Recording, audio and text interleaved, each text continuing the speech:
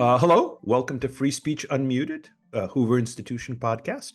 Um, uh, we are your hosts, Jane Bambauer at the University of Florida, and I'm at the Hoover Institution and now emeritus at UCLA Law School. Jane, what are we talking about today and why today?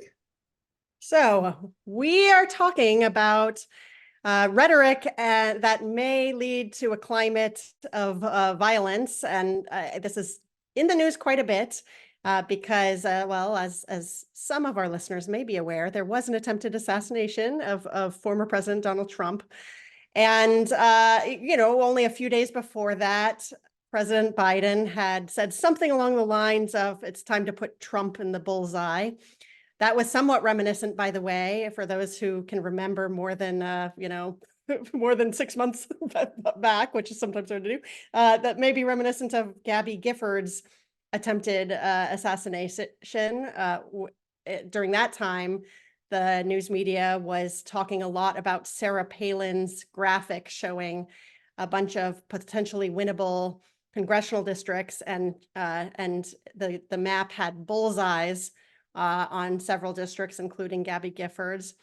And then also, of course, this is a theme that came up shortly after January 6th and has never really been fully resolved about how much responsibility a speaker, and especially an important speaker like Trump or President Biden, should hold, both morally and maybe even legally, for downstream violent acts.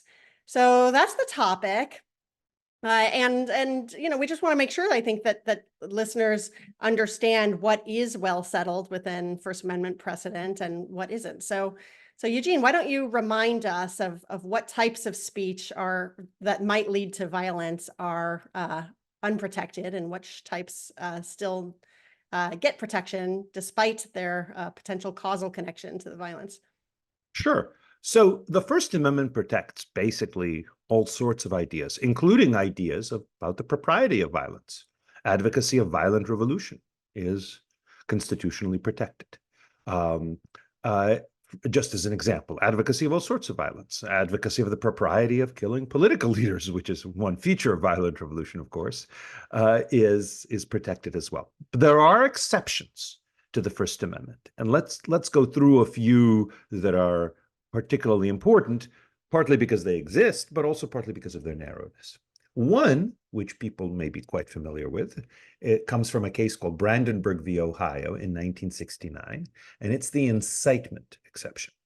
And it has three elements. Speech is unprotected, or rather abstract advocacy, let's say, is unprotected if it is intended to and likely to cause imminent lawless conduct. So a classic example is if you're talking to a gathered mob and you're urging them to do violent things, and it seems likely that they'll do them right away, and that there's evidence that you intend to have them do it right away, then that could be punishable incitement. Deliberately very narrow exception. So, for example, just saying, it's proper for people to assassinate political leaders. Here's my moral theory for that, or whatever else. Well, that's not incitement, because it's not advocating for imminent conduct. It's advocating for conduct sometime in the future. A second exception is for solicitation. Now, this is much less talked about, but it's definitely there. The Supreme Court has recognized it in a couple of recent cases. Williams and Hansen are the names of those cases.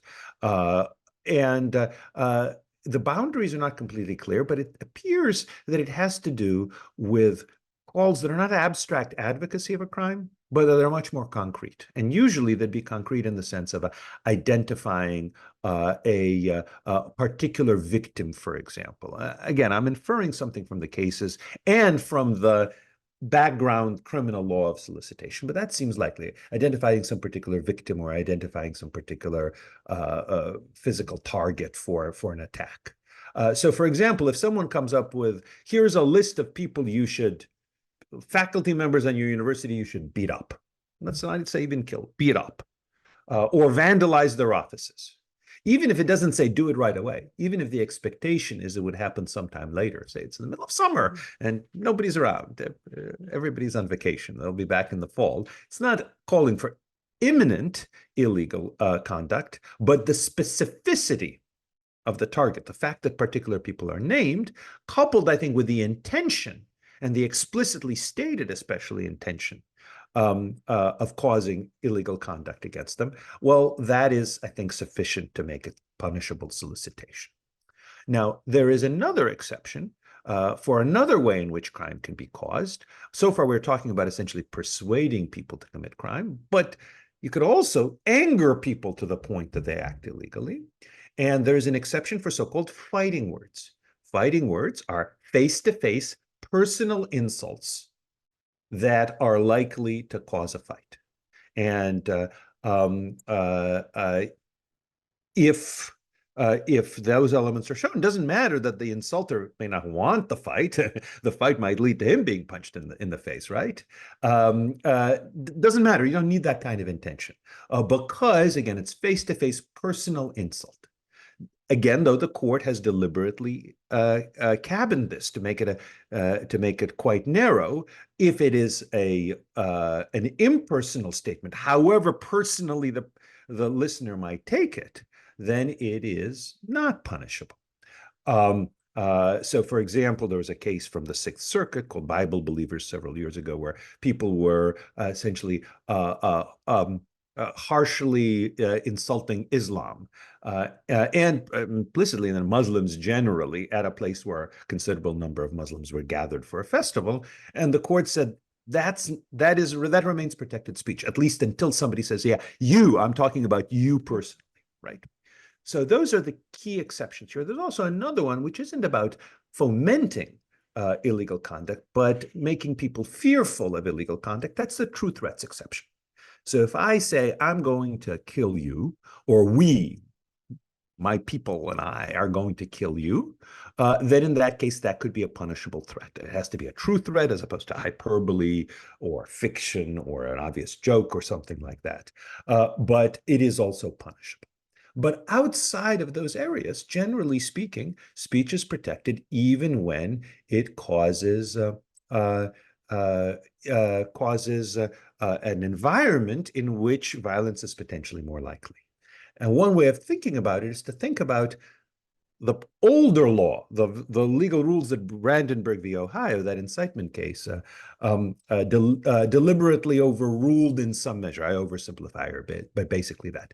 In the 19-teens and 20s, the court developed a doctrine which has been known as the bad tendency test, that speech can be restricted if it has a tendency to cause criminal conduct. In the 19-teens, that conduct was evading the draft during World War I. There were several Supreme Court cases on that. Afterwards, it was essentially revolutionary violence, attempted revolutionary violence. I think this is a moment where people instinctively,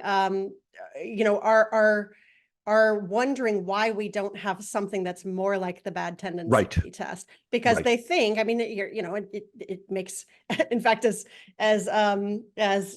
Justice Holmes himself would say, it seems perfectly logical to think, well, if I say something that a lot of people are going to hear, and some of them will take it seriously, and some subset of those people will actually act on the matter, then you can totally predictably cause violence that wouldn't have been there before. So maybe if you don't mind, why was it that the Supreme Court went from that era to the Brandenburg era that we have now? So that is exactly the right question. And the answer is some form of, we tried it and we didn't like it. Now, of course, one might ask, who's this we? Right? Maybe many of us might like it. Maybe it's just the Supreme Court and kind of the liberal elites, as it were, that from which the Supreme Court was drawn, didn't like it. But basically, the court had to face throughout, based from the late 20s on to the 60s, the reality that when people are sharply condemning the existing legal order, whether because they're on the left or on the right, or civil rights advocates or anti-civil rights advocates, when they're sharply condemning the existing political order, as necessarily needs to be allowed in a democracy, you could have a situation where 99% of the audience is going to some of them will agree, some will disagree, but the consequences will be political. They may vote a particular way, or they may express their own views or whatever else. And then maybe 1% or even a fraction of 1% will act violently. You can't, the court concluded, you can't suppress the harsh criticism and interfere with the ability to talk to the 99% just because of a risk of violence by the 1%, or again, usually the violence is by a lot less than 1%. And that also includes speech about particular people, at least so long as it doesn't fall within the category of solicitation, because people, of course, have to be free to sharply criticize. In a democracy, the whole point of democracy, you have to be able to say, throw the bums out. Well, in order to throw the bums out, you got to persuade people that someone's a bum, right? And why? Because you think he is a racist, or you think he's a communist, or you think he wants to destroy the family, or because you think he is an embezzler or something, or otherwise corrupt or something like that. In all of those situations, there's a possibility of an attack on the person. That's true if it's a politician. It's true if it's other people too. So, for example, if a newspaper writes an article exposing someone as having stolen from people in the community, a lot of people say, my God, that's me. That was my grandmother you stole from. I'm going to attack you. Maybe shoot you, maybe beat you up. But in any event, certainly possible. Can't go after the newspaper, though, for that, I think. Likewise, my favorite example is, remember, some years ago, there was the Cecil the lion who was killed by this American dentist who went to Africa to hunt lions. Interesting question whether it was illegal what he did in Africa, and whether he knew that he was shooting the lion in the wrong place. But in any event, this led to a considerable amount of crime. If I remember right, it was partly the specific lion, right? That was a beloved lion. And so right. It was also a beloved lion, although beloved unlucky, by some. So there was at least one op-ed I read saying, I grew up in a village not far from there. Let me tell you, we don't love lions. Okay. But in any event, there were criminal acts, to be sure, as I understand it, not physical violence, but threats, but they themselves are criminal acts against the dentist. So let me close with one case, and I mention this in part because, Jane, I know you have a lot to say about this case, and I think what you have to say is somewhat different from what I have to say. So love it for our listeners to hear our different views on this. So the one case where this came up before the court since Brandenburg is a case called NAACP v. Claiborne Hardware. It stems from a civil rights boycott in the 1960s in Mississippi, Claiborne County, Mississippi. But it came up to the court in 1982. Takes a long time to get things through our legal system. So in that case, the NAACP was organizing a boycott by Black residents of white-owned businesses aimed at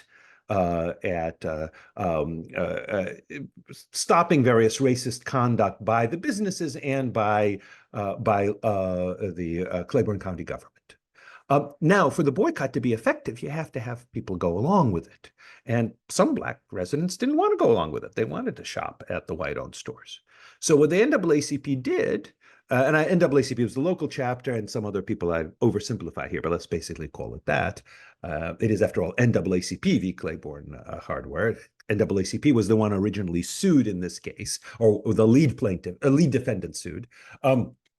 The local chapter stationed store watchers outside white-owned stores. They took down the name of Black residents who went shopping in those stores, took down their names, and then the names were written up and distributed in mimeographs at the time, and read at meetings of the chapter, which were at the local Black churches. And surprisingly, this led both to some social ostracism. The way it was supposed to work, in part, it was through the threat of social ostracism of those who didn't go along with the boycott. But it also unsurprisingly, appears to have led to violent attacks, including like shots fired through someone's home against at least some of the Black residents who weren't complying. They had a constitutional right to shop at those white-owned businesses, and there was violence against them because of that. There probably was a causal connection, but the Supreme Court overturned a verdict in a lawsuit that was brought by the white-owned businesses saying, you're using illegal actions to scare away our customers, overturned this verdict. And as I read the case, it basically said that this kind of speech, having people be publicly identified as non-compliers with a boycott, even in a situation where it's eminently foreseeable that, again, some small fraction of the audience will act violently based on that. Even that kind of speech is constitutionally protected. So that's my read of NAACP v. Claiborne Hardware, and I'd love to hear yours. Yeah, so you and I have talked about this a lot because I'm more open to the possibility of some form of liability, either sounding in negligence or probably more like something like recklessness or the malice standard, being viable even under current First Amendment rules. Let me start by saying I would be the first to admit, though, that if there's some route to liability, it would still have to survive a First Amendment analysis. So I'm not talking about some undiscovered category of unprotected speech, but rather, even with the protection, is there a narrow way to define either civil or criminal liability to nevertheless target situations where there's a speaker who should have, I mean, in my opinion, it's important to have kind of real-time information, or at least, some feedback loops to understand that there is particular risk of causing harm, of causing a violent attack. So first of all, I think in Claiborne itself, there's the language and the analysis and the holding is just loose enough where it could be that as long as somebody, okay, I think first of all, Eugene, you and I agree that if anyone who actually commits the violence, they obviously don't get protected by the fact that they were also, by the way, talking about the violence or, engaged in First Amendment activity. So anyone who actually shot the guns or engaged in a true threat of the sort where they were intimidating in an unlawful way, someone who broke the boycott, those are easy cases. The harder cases, I think, are something like the sort of cases that are that either in fact did come up, or, well, in fact have come up since both January 6th and the Black Lives Matter protests. So if there's someone who didn't actually commit the act of violence, but who was sort of pivotal through their speech in sort of exacerbating the tensions, in upping the sense of grievance, in reducing the actual contributions of content, and rather just sort of giving highly emotionally charged speech at the right time. Is it possible to bring some sort of a case against someone in that situation? So I think I would agree that there needs to be, I think there would need to be some high level of intent, and then at least at the recklessness stage. So mere negligence wouldn't be enough. But that if recklessness plus some other factors that help limit these to situations where there's a high probability, ex ante, we'd say there's a high probability of violence, I think a court should be able to entertain that without dismissing the case altogether. So one reason I argue that is, like I said, I think there is some vagueness, some just enough wiggle room in the Supreme Court's Claiborne case itself. But the other reason is there's a logical gap otherwise between how we treat speech that causes violence and how we treat speech that causes other bad things. For example, let's think about the claims that are viable and recognized as legitimate under the First Amendment for defamation. What happens really in a defamation case is that the plaintiff comes to the court saying that the defendant said something mean about them, also false, by the way, but and that didn't directly cause economic fallout, but rather that the listeners believed it, maybe reasonably believed the speaker, maybe not. And as a result, they lost social status or economic opportunities. And so defamation itself is a sort of, it's a form of secondary liability, or it's assigning to the speaker the responsibility of a problem that is really actually caused by listeners. An even better example, though, because defamation, I think, so what defamation shows is that if we have elements that are constrained enough, then the court ought to be able to say, okay, mostly you can say what you really think about people, but when you hit these elements, then maybe the tables turn and there's reason enough to allow some form of liability. An even better example, I think, though, is the distinction between speech that might lead to violence, which, most people, including Eugene, think are nevertheless fully protected, and the public disclosure of private facts tort. Because that one, too, a lot of times the best cases have the quality of the speaker saying something that, by the way, is true. So I think it's even distinguishable from defamation. Something that's true, but that nevertheless makes the listeners reactive, probably overreact, right? And that totally foreseeable overreaction, I think, is the best explanation for why that tort has not otherwise been swept away by the First Amendment. And so those two torts that have survived, maybe not direct scrutiny in the case of the public disclosure tort, but have at least been kind of deemed acceptable to most of the First Amendment practicing bar, suggests to me that if there are careful elements that are designed with strict limiting principles and that really do narrowly find a path to the most predictable and lowest social value kind of speech, then maybe we should allow liability for the same type of case where the result is violence. So I very much appreciate what Jane is saying here. I think these are important arguments that we need to consider, and maybe the courts will ultimately be persuaded by it. Let me just start with one observation. When people, and it's people on the right or the left, usually not so much in the center, but people who worry about the slippery slope. When they say slippery slope, that's what they're pointing to, right? It's the tendency of people in our legal system, and perhaps it's human nature more broadly, to reason by analogy and by precedent, and to say, well, there's this exception, there's that exception. Isn't that reason to have perhaps another exception or another area of lower protection? One worry that people have is, you could have a narrow exception that ends up growing by this process of analogy. And I think Jane made a powerful argument in favor of such growth. But that's actually one reason why people who worry about slippery slopes worry about them. A second thing just to point out is that there is a liable exception, and most state courts that have considered the issue have concluded that it's constitutional to have a tort for disclosure of private facts, although some have rejected it on First Amendment grounds. Right. The Supreme Court has not confronted it squarely. Right. So they do exist, but note the rationales.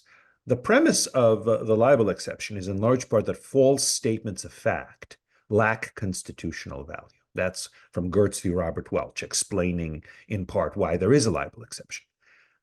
The disclosure of private facts tort does apply to true statements, but it has a built-in limitation that it doesn't apply to newsworthy statements or statements on matters of public concern. So again, the theory is that as to speech that has full constitutional value because it is on matters of public concern, even offensive disclosures of private information, let's say about a politician's sex life, or about one classic example is the name of a rape victim, when you're reporting on a criminal case involving that. That's Florida Star v. BJF. The court said that's constitutionally protected speech, generally speaking. Again, I oversimplify here, but basically that. But now the question is, should that be applied to basically public debates about public officials often, or about the justice or injustice of the current system?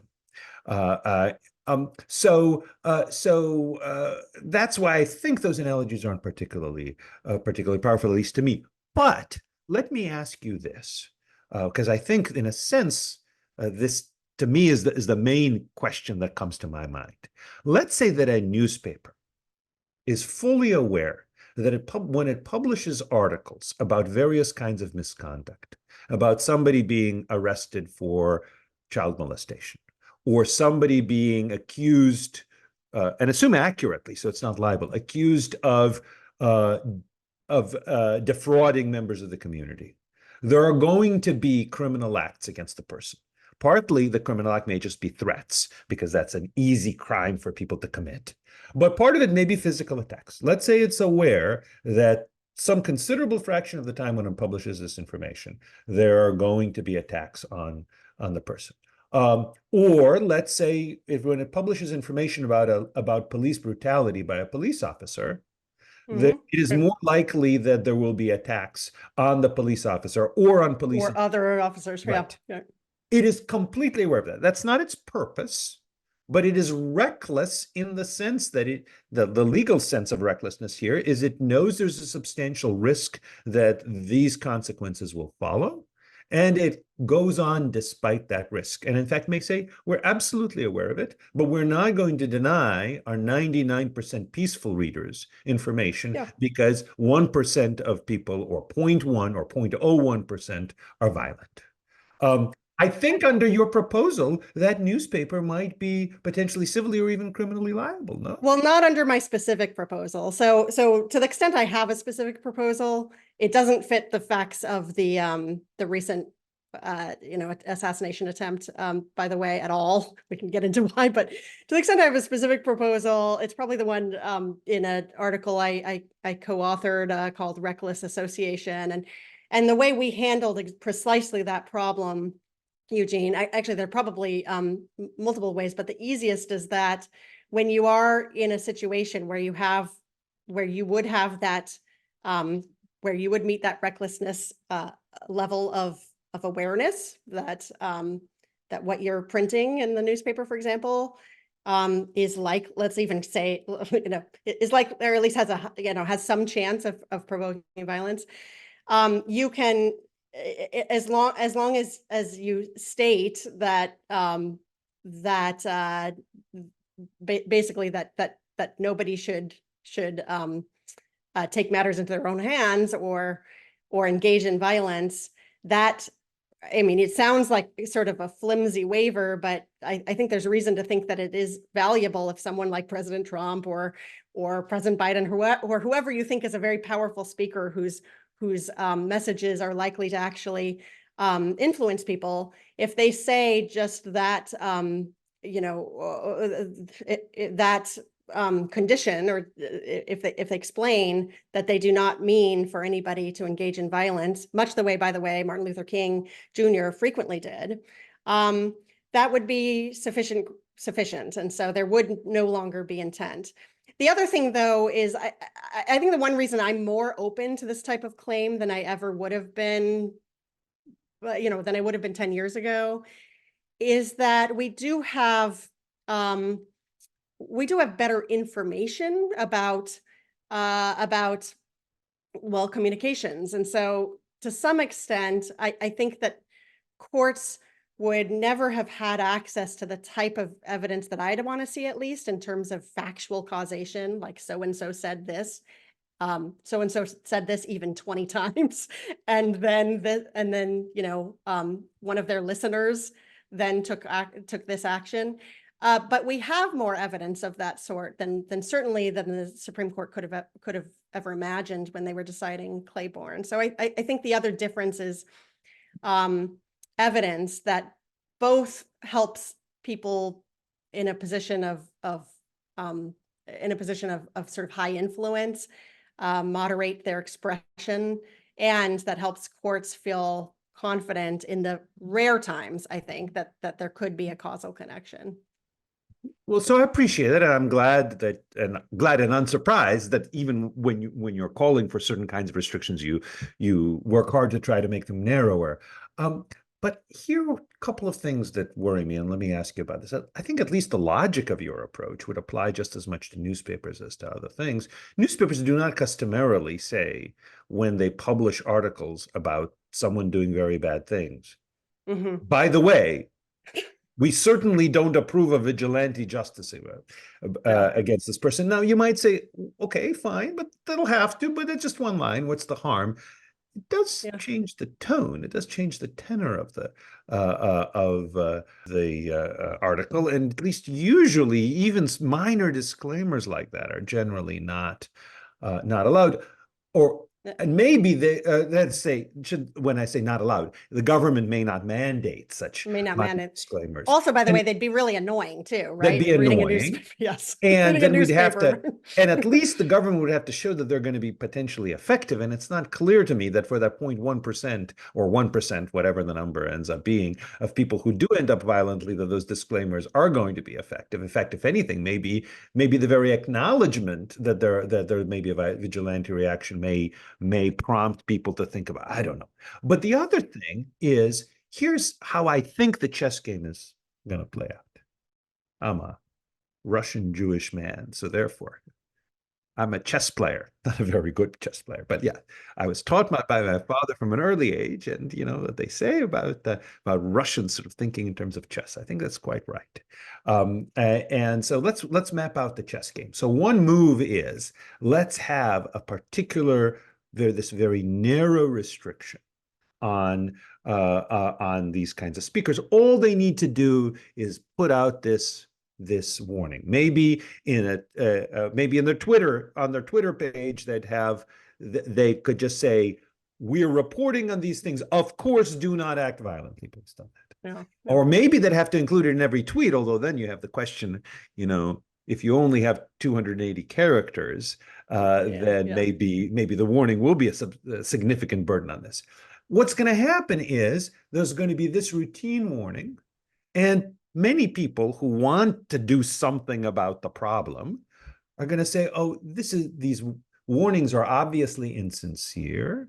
The warnings aren't really doing much good, or we have little reason to think they're doing much good. It's the warning loophole, that they're taking advantage of the warning loophole. Let's close the warning loophole by actually saying, now that we have this warning principle, which acknowledges the dangerousness and the regulability of the underlying speech, let's now close the warning loophole by actually prohibiting the speech." That's what worries me. Yeah.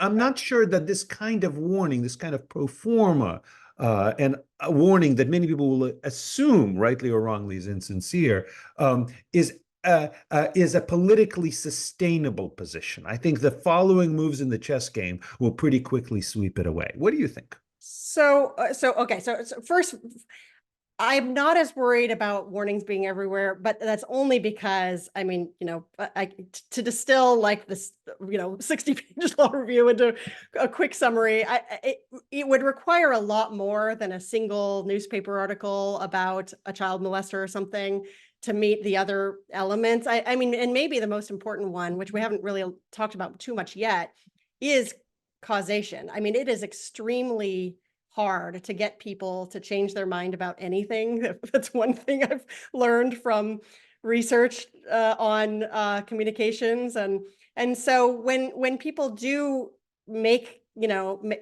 form new beliefs, it usually requires a sort of drip, you know, getting the same message from over time with different examples or over different different groups of people. And so I guess I sort of preface this by saying it should be extremely hard to win any of these cases. And I certainly don't think, I mean, to use the specific example of Trump's near assassination a few days ago, the more we learn, the less certain anyone should feel about whether President Biden's rhetoric or anyone's rhetoric at all had anything to do with this particular attack, right? But even I would say the same possibly of January 6th and of violence that occurred at the Black Lives Matter protests as well. So assuming I get, so where I share your anxiety, even putting out this proposal, is that I'm not sure courts, in fact, or legislators for that matter, in fact, would want to make sure that this opportunity is as constrained as I would want it to be. But for what it's worth, I would want it to be extremely hard to win these cases. And then the other thing, though, is that in circumstances where we actually can identify, the vector through which some speech changed someone's mind, I think there's reason to believe that even an insincere admonition not to engage in violence, well, it does two things. One is it might actually change their mind because they're confused, So in the case of January 6th, I don't think that President Trump actually had all the power, through his tweets to make people do or not do certain things. But it is true that when he finally tweeted, stand back and step down, or whatever the phraseology was, people, like that seemed to have been a turning point, and people are like, oh, the way went away. So, and then even if it's insincere, at least it sort of makes clear that at a certain point, it's the listener's prerogative alone about whether to move on and be responsible for the acts they're going to do. So those are I'm very highly uncertain. I hate disagreeing with you, Eugene, on these topics, but I also at the same time, given that we have other things like defamation, public disclosure, I don't get why we have closed off a narrow, hard to win, but nevertheless potentially socially useful restriction on pumping up people's sense of grievance and agitation when it foreseeably leads to violence. So again, I very much appreciate your framing of the issue, and perhaps you're correct. Let me just close though by probing the factual point you're making, and returning to the newspaper example about speech about a particular person. It's true, it's hard to know why somebody engaged in some act of political violence against someone famous, but if a newspaper publishes this person is being accused of child molestation, and then not long after somebody attacks that person and shouting child molester, or he was caught and he says, yeah, I attacked him because he's a child molester. Pretty clear that the reason is that this person learned of this from the newspaper.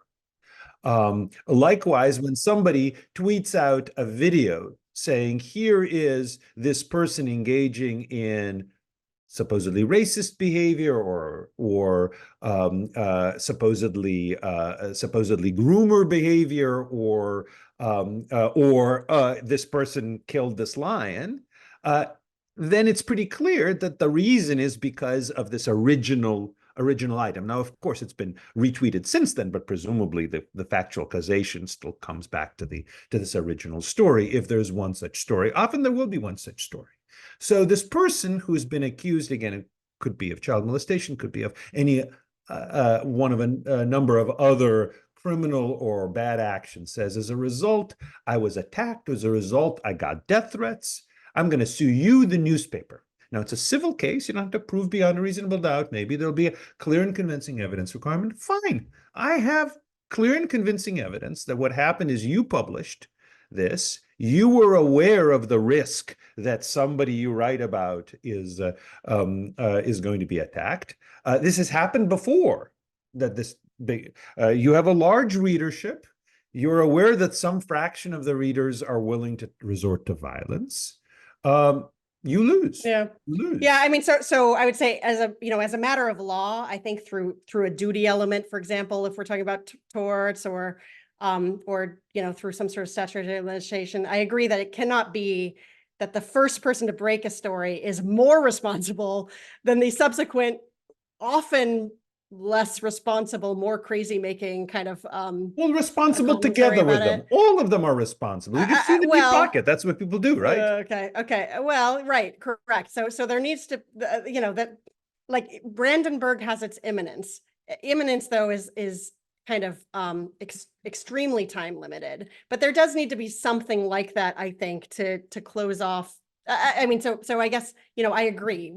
I would not want to facilitate any path to criminal or civil responsibility to the first person to break, especially a factually accurate story that then leads to a moral panic that then leads to violence. So I agree with you on that. And then the question is, can the slippery slope be managed, or can it not be managed? And, despite the fact that I cited defamation as being a reason to think it can be managed. I'm actually not even sure of that. I'm not really happy with where defamation law has been going the last few years. So that's another conversation, but maybe it can't be managed well. But if we think it can be under other circumstances, it seems to me that when someone's physical safety is on the line, we should maybe try to do something beyond Brandenburg. So, well, again, very interesting and important arguments. Jane, always such a great pleasure to discussing such matters with you.